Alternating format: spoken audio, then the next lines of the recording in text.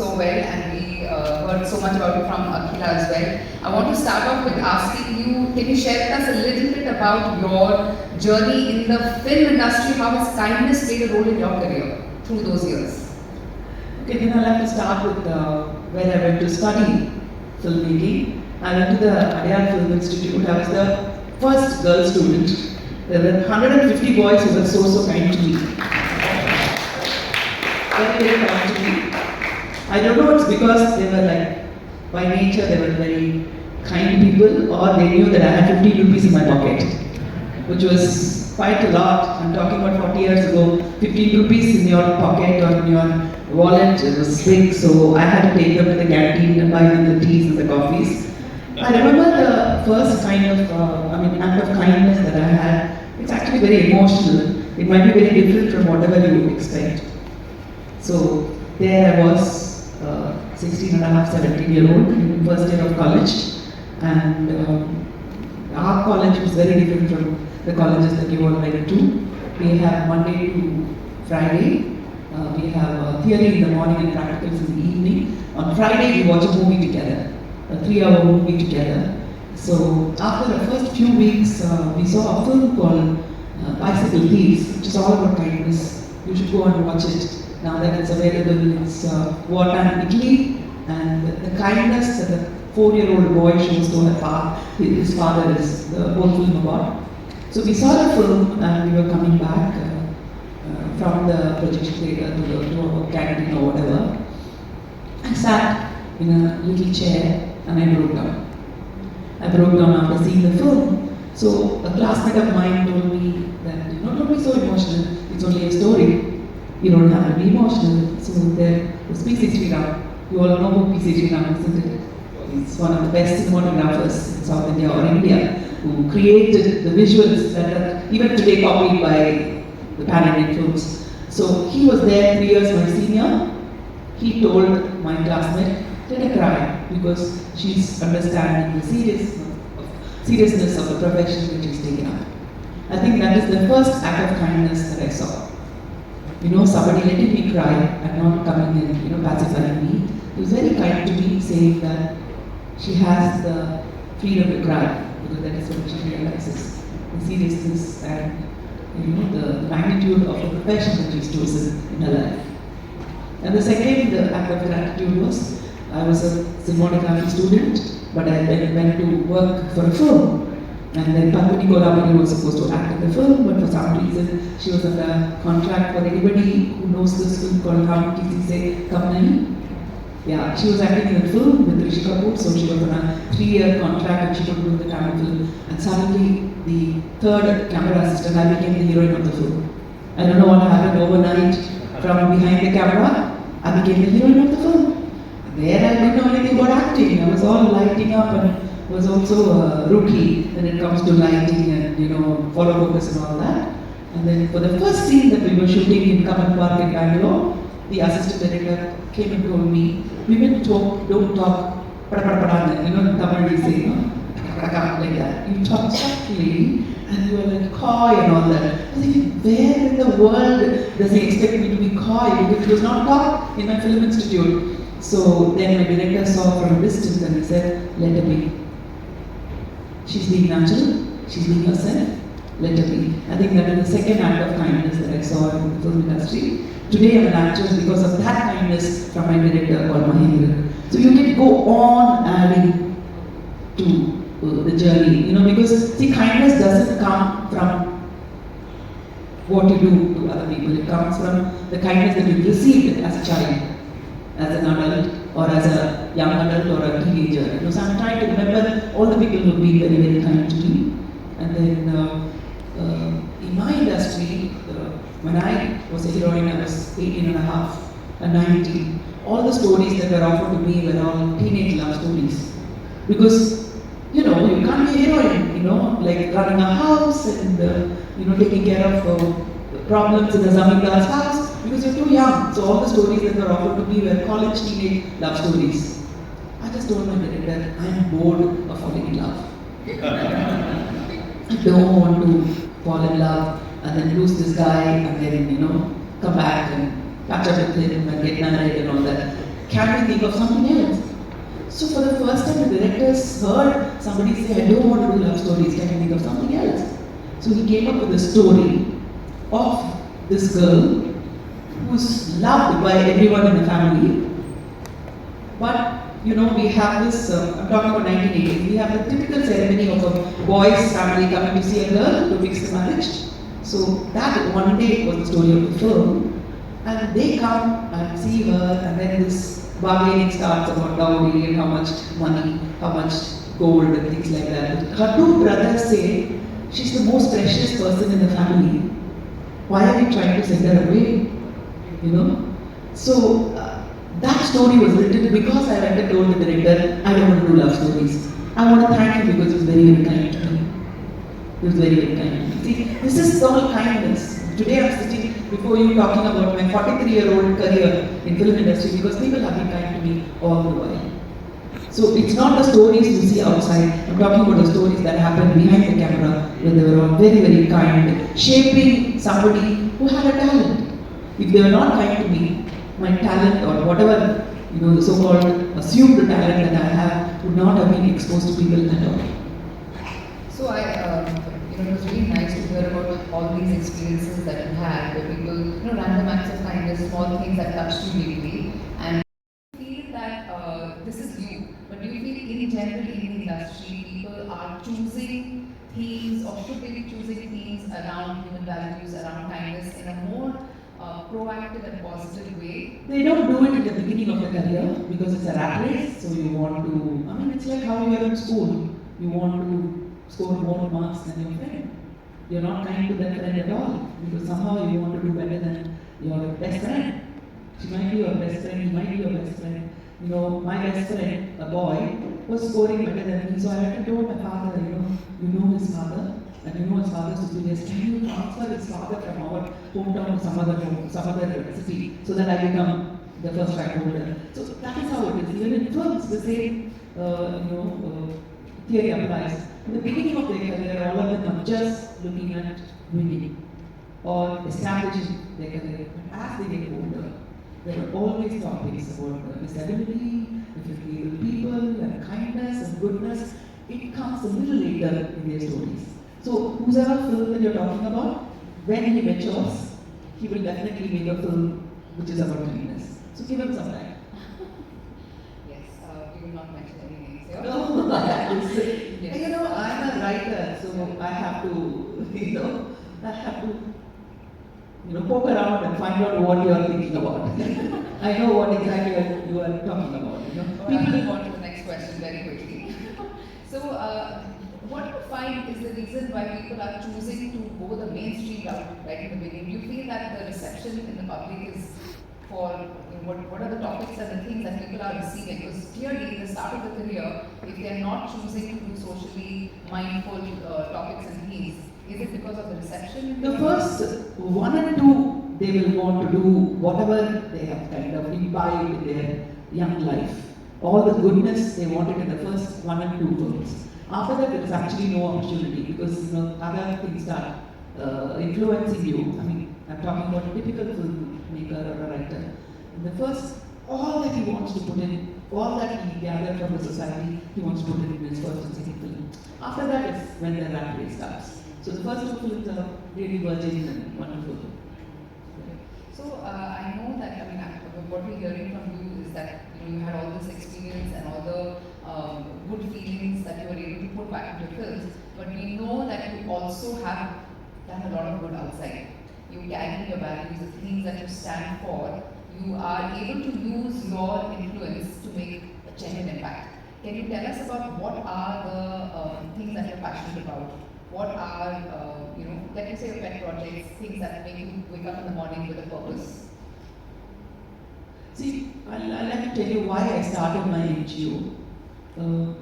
Mani and I, my husband and I, we tell stories to people, which actually means that I'm just sharing my ideas, I'm sharing my opinion about the world, with the audience. So after some time I said, what else can we do other than telling stories of human beings and relationships? What else can we do? He said, the noblest profession in the world is being a doctor.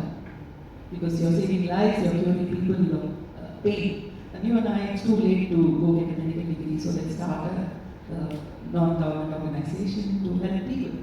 So that's how our NAM Foundation started, and we, from being in India, I wanted to start something for single, divorced, Muslim women and Dalit women. Okay, so that was what I wanted to start. I mean, I don't have to go through the background of why I chose that. You all know that they needed support and they still need support. Single women, divorced Muslim women and Dalit women, single. So they needed the support. So when I was getting ready for it, my husband said, why are you differentiating between people, especially women? You know, everybody should be welcome, and that's how we started NAM Foundation, which is for single women. So that's how we started. But even then, you know, this is an act of kindness, trying to help 150 people who are single, being their extended family.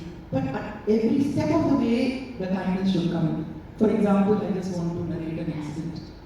We take women, we have a form which they have to fill up, and on the first day of the month, we get about 50 women, and we have volunteers who are filling up your name, where do you stay, like what was your husband, when did he die, you know, and what are you living on. So you have a television in your house, how many children, how are you educating them, who's helping you financially in your family, and all this.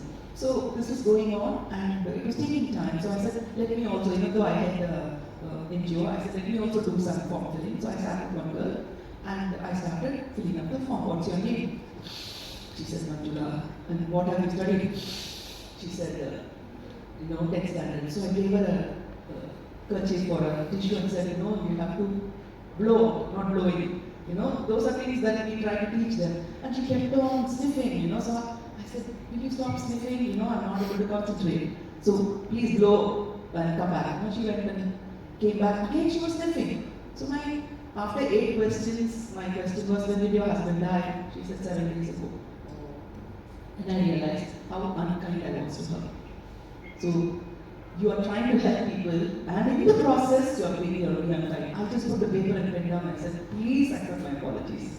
I am so sorry I've been very insensitive and unkind to you. So this is what I'm saying. You might try to be kind to somebody, in the process, you will not be kind to them. So the kindness has to be part of yourself. In every step of the way, it has to be kindness.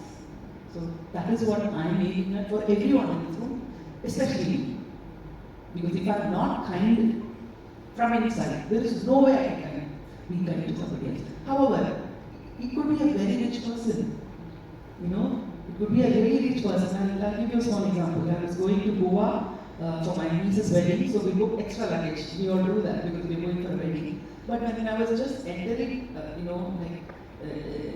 in the counter, when I was going and checking in, I realized I had 10 kilos extra and I didn't have the luggage. At that time, there was another woman who was struggling because she had about 8 kilos and the person was asking her to go to the other extreme at the end of the airport to go and pay the excess luggage. It's not like she didn't have the money, she didn't have the time. She would miss the flight and things like that. So I stepped forward and I said, why didn't you take my excess baggage? My husband was shocked. He said, you don't know that lady. You don't know who she is. I said, why not? She's another person like me who's struggling. So I can go help her. So it's not who you are helping. Just because you are helping a differently able person or a poor person or a child, it doesn't mean it's holier than helping somebody who's richer or well established. So there cannot be any disparity when you're kind to somebody. You have to be kind to everybody in this world. That's what I try to do. Despite your position and your ability to get things moving, I'm sure it's a little easier for you than for some of us who don't have that kind of visibility. Do you still face any challenges? Do you think there are things that hold you back, or where it has been a little difficult, or setbacks have happened that you have to really deal with? Anything to share? When you don't see results, it's very frustrating. When you're kind to somebody, and you're kind to somebody because you're trying to help them reach a particular level. As a human being, or as a professional, or as a mother, or as a father, or a friend, and when they don't reach that particular level, you get disappointed, and sometimes you wonder, why am I doing all this? Because it's of no use, But then you realize that you are being very materialistic. Kindness does not come with with profits. You're not going to be profited just because you're being kind to somebody. And on that note, you probably can think of there have been several success stories of people you helped. There may have been stories of people who the success did not happen, but like you said, you didn't see the results. So when I ask you to think of a story, what comes first, the success or the ones that didn't work? Only the success. In my NGO, we have 49 first generation graduates. 49. It's unbelievable. In their family, no one has been a graduate. And by chance, they just stumbled upon our foundation and they came. And we kind of looked after these women and we told them, like, what do you want for yourself? And they said, we don't want anything for ourselves, we want for our children. So that kindness, maybe it's a maternal instinct, but they said we want something for our children. So we shifted our focus from women's health and women's security, women's profession to the children's education. It was least expected, So we have 49 first generation graduates. What change it is going to do to their lives? For generations. These 49 families are completely taken care of. He's going to tell his sister, younger brother, he's going to tell his cousins, he's going to tell his nieces, his nephews, say, I studied, I graduated, I got this job, and I'm somebody, you should do that too. So that's like, every time this happens, all of us, I think we feel happier than something happens in our own family or to ourselves. On that note, what you were saying, we talk about how can we be kinder to others, what can you do that's good. Do you feel any of what you do outside the world, you carry back home and it has impacted your, your interpersonal relationships in any way?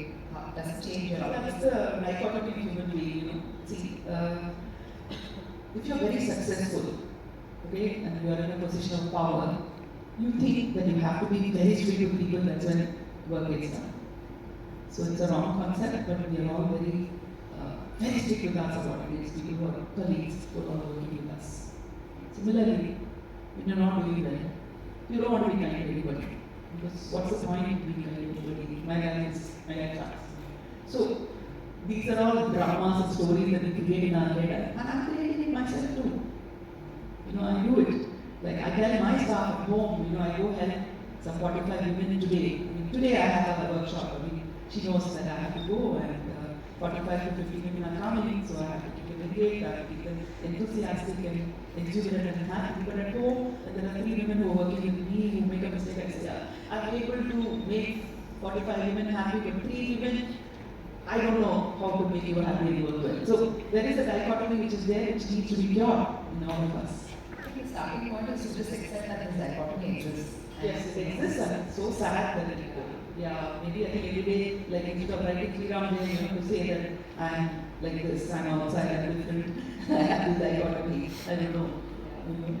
I feel that we accept that this is there, and once that awareness comes in, then slowly, I hope that we listen to inspiring stories of people like you, and someday we create an environment we can just blend the outward and the inward.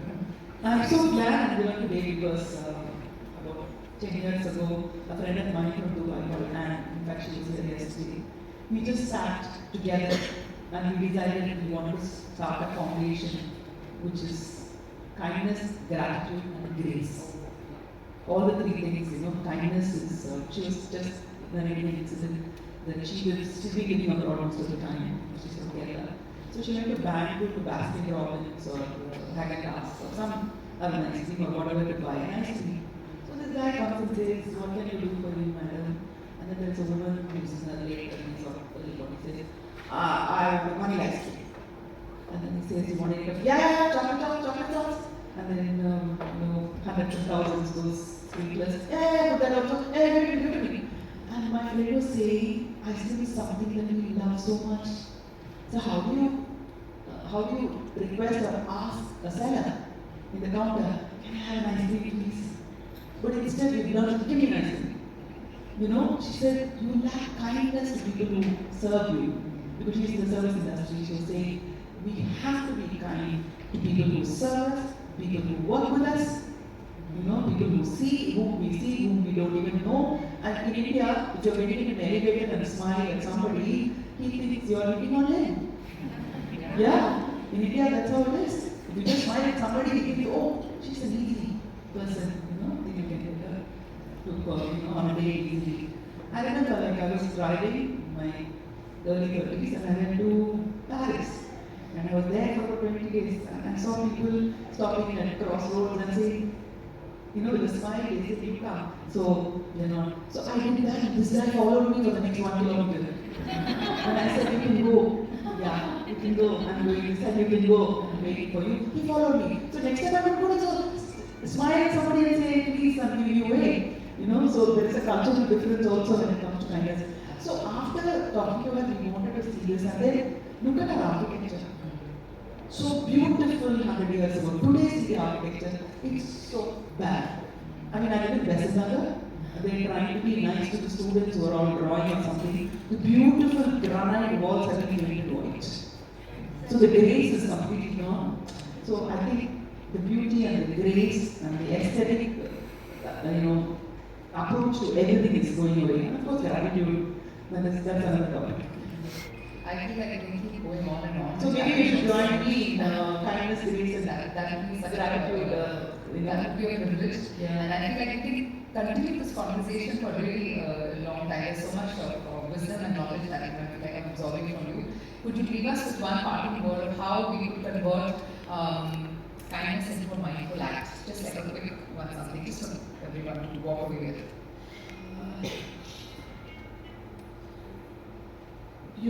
Like when you meet a stranger, I think you should look at that person as a newborn baby who's helpless, who doesn't know what is ahead, who doesn't know to feed himself or herself or to, extricate by herself or himself.